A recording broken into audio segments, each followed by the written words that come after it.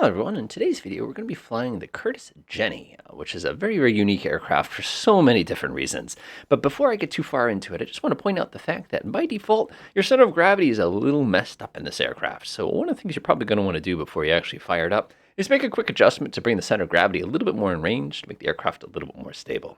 Let's get started. Oh boy, now this is what I'm talking about. Now, this is the Curtiss JN-4, more commonly known as the Jenny. Fans of Microsoft Flight Simulator 2004 probably recognize this one. It's quite a trip. As far as aircraft controls goes, this one's about as basic as you can possibly get. There's only really a couple different buttons we need to push. As far as handling and that goes, this thing's kind of sketchy, not going to lie. It's almost as bad as that Charles Lindbergh plane there. So let's go ahead and get started. So first things first, we climb into this thing. It is an open cockpit aircraft. As you know, we sit in the back when we fly. If you want to come up here and sit in the front, feel free to do so. You've got yourself a couple little controls in here. I love the fact that the map light is actually like a map light, and like it's got a little panel. And you've got this, like, look at this. It's got a little wooden stick, and it's just, I don't know, it's just a bit. If you do want to fly from the front, by the way, if you go to the camera options, there's a bunch of little ones you could go in here. You know, you've got the co-pilot option. You can just click on that button or switch to your different options here. If you want to like stick your head up, you can stick your head down. Totally up to you depending on what you want to do. If you're like me, I just have a button on my joystick so I can adjust my head. You're going to want to be able to do one of these things so that you can see in front of you. But I'll show you some of the different techniques when we're trying to get this thing down on the ground. Oof. So first things first, instrumentation. Not a lot. The first thing we have up here in the corner, if you look really, really carefully here, we have a temperature gauge. This would be our engine temperature. It's nothing to carry. This is water temperature. In the middle, we have altitude. You can see we're about 200 feet up. If you need to adjust this, you can actually click on it to adjust for whatever the altitude is for the day. Think of this as the Holtzman window. We have our oil temperature, and of course down here we have an RPM gauge. There's no compass. There's no fuel. Oh wait, there is a fuel gauge. It's that guy right there in the front. I love how it's just kind of chilling. Also, we carry petrol in this thing. We don't actually have any fuel, so it's some kind of British juice that they use. It's just not available in the United States. So what we have here is a pretty basic aircraft. Like I said, not a lot. And one of the things you'll notice at the feet is my rudder pedals have no brakes. There is absolutely no brakes, no parking brakes, nothing. And also, I love these old school batteries, which are just like awesome. So anyway, let's get this wreck going so we can cause some trouble here. So first things first, I'm going to turn this wreck around by hitting the Y key and just doing a 180 here. The reason I'm doing that is because we can't hit brakes. So when we go to fly this thing, we have to be very, very mindful of that. So first things first, that's all set, all ready to go. Let's get this thing ready to go. A couple different buttons we need to push. The first one is if you come over on the side, you have the fuel cutoff ring. We have the mixture and choke option here. By default, the mixture is all the way full. If you push this all the way in, what you're essentially doing is you're cutting the fuel off. If you pull this out, you're turning the fuel back in. Down here on the right, we have this little tiny fuel shutoff valve. You're just going to click it to activate it. That's it. And then what you do, of course, we have the magneto lever, which you're going to click and snap that to the forward position. You're going to come to your throttle, and you're going to crack your throttle. That's it. So where's the starter? Well, that's me. So you're going to reach up here, which says throw propeller. Go ahead and click the mouse. And kind of catch it with the throttle a little bit. Nice. Ah ha ha ha ha ha. Isn't that great? The one thing you got to be careful with there is if you're not quick on the throttle here, you're actually going to make the engine stall out on you. So just kind of be mindful of that. Got to give it a little bit of RPM, but obviously you can't give it a lot of RPM because then it just sort of runs off on you. Now, if you're going by what little information I could find in this thing, we got to wait till our oil temperature and our water temperature actually start to show. But this is flight sim, and I'm not going to stress about it. So what we're going to do instead is we're going to get this thing going. I'm just going to give it just a tap of gas here. It takes nothing to get this thing going. Now, remember, when you're taxiing this, you don't really taxi it. People push your wing where you need to go. You can stomp on the left foot as hard as you want, and you'll get a little bit of response here. Another thing we need to remember with this plane is this plane was designed in the days of grass. This was not designed in the days of nice hard concrete there. And one of the reasons why we do that is when we get on grass, if I pull the throttle back and I pull hard back on the stick here, that is our ability to stop. Like literally, if I just hold the stick back, we're going to slowly come to a complete stop. If I try to do that on concrete, it's just not going to work or asphalt. So let's assume we've got our engine all nice and warmed up. The thing's pretty much ready to rock. We're ready to take off. This thing's so underpowered. I'm shaking my virtual head here. But we're going to make it work. So the way we're going to do this is we're going to slowly, smoothly increase the throttle here. Keep in mind, these are old-fashioned carburetors. These are massive displacement engines. I'm just going to apply full throttle. and this thing's going to get going. But the part that they don't tell you about getting going is the fact as you go, you want to slowly bring in the right foot and right aileron together. You don't need a lot, but notice how much grass I've sucked down here. We haven't actually gone anywhere. See how it's starting to drift a little bit? You got to keep that right aileron down and just gently just let the aircraft fly up.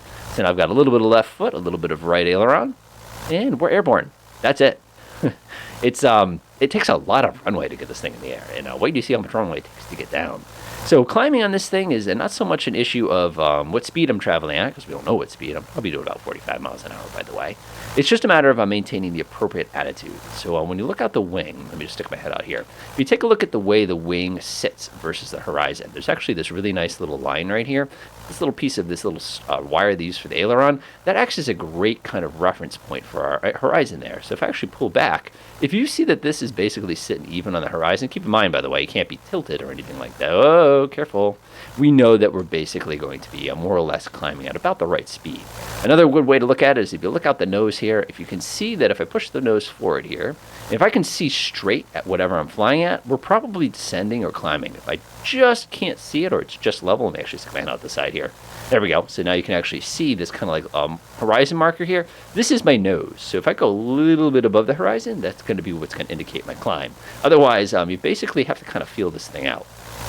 One thing that does work really, really well on it, let me go ahead and take a turn here. Oh my gosh, I'm so close to a stall.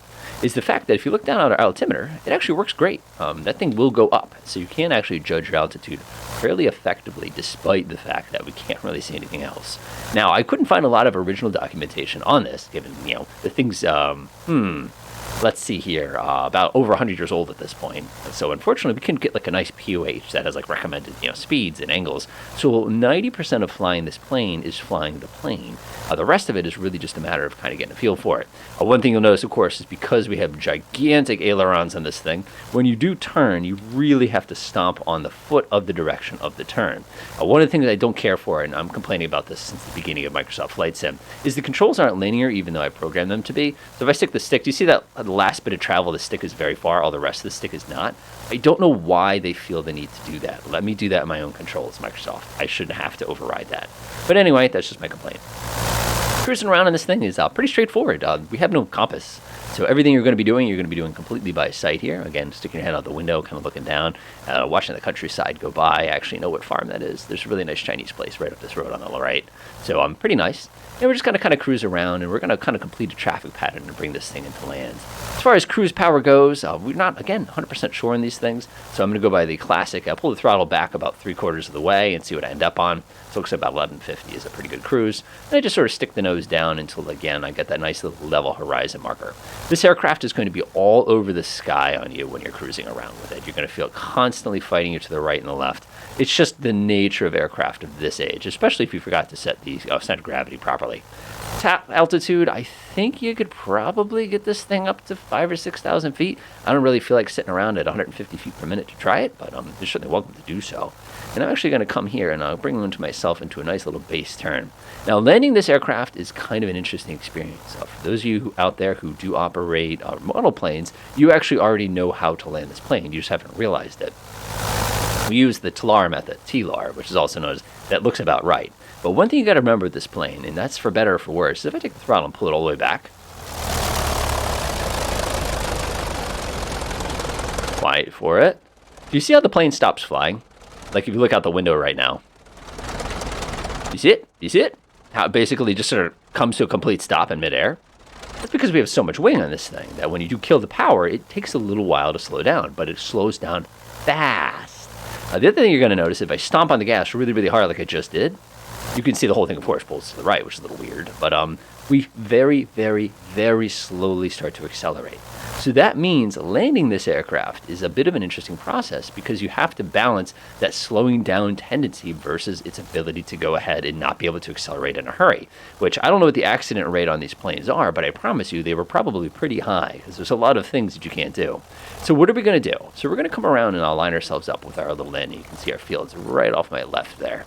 And as we kind of make our approach here, what we're going to try to do is manipulate the speed so you get that sensation of we're almost going to stop again. And then we're going to give it about half throttle up. So there's the landing point. I'm not going to land on the runway. We know better. A little bit of right foot. Now we're good to go. So what's the trick? This is the trick. So what you're going to do is when you fly an approach, fly it in a slip. I'm actually going to stick my head out. Whoop, I'm going to straighten my head out first here. I'm actually going to do one of these things. So what I'm doing now is I'm just flying this plane just visually here.